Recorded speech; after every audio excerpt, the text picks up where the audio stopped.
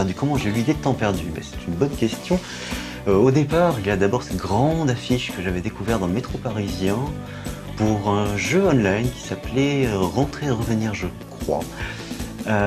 Qui était en fait un jeu de la prévention routière qui voulait vous apprendre à surtout faire attention à vos amis pendant les soirées, pour qu'ils ne boivent pas trop, qu'ils rentrent bien chez eux.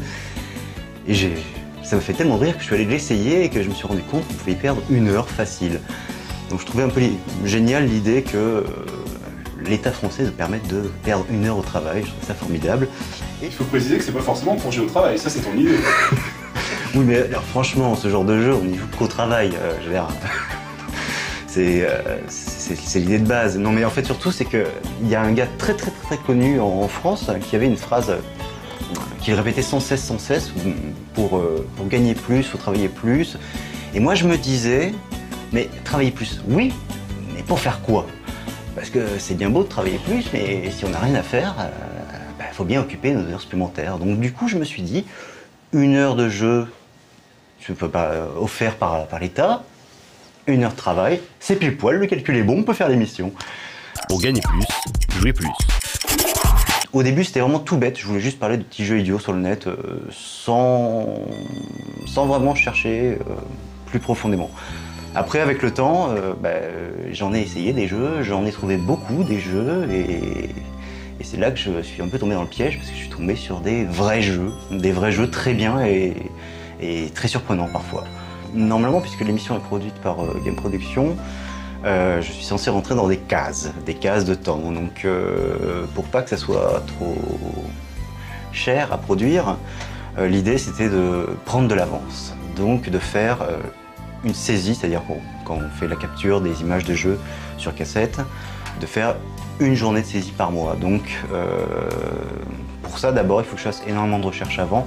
Bon, j'ai quelques petites astuces à moi, je connais quelques sites très pointus qui suivent l'actualité du jeu indépendant. Donc je fais ma petite sélection. Alors je fais ça tous les week-ends, bien sûr, quand j'ai un peu de temps, quand je suis chez moi, ou enfin ce genre de moments-là. Et ensuite, je prends cette journée de saisie qui généralement commence à 10h et qui encore plus généralement finit vers 1h du matin. Et ensuite vient le moment crucial du « il faut que j'écrive mes textes ».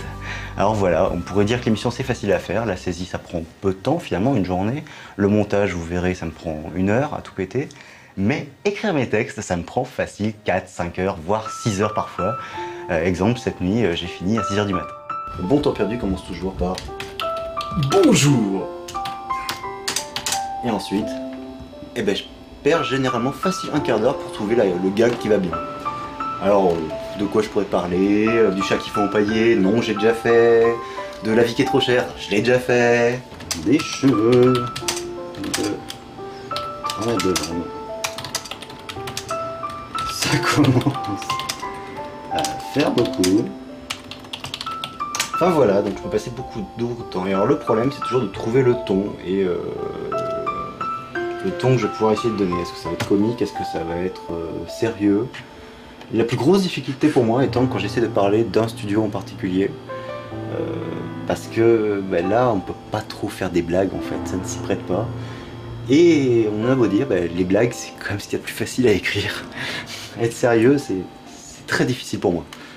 Et on perd son temps.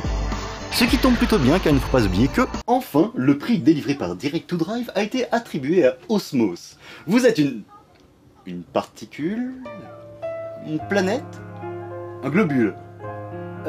Bref, vous êtes un machin tout rond qui gravite autour d'une sorte de soleil.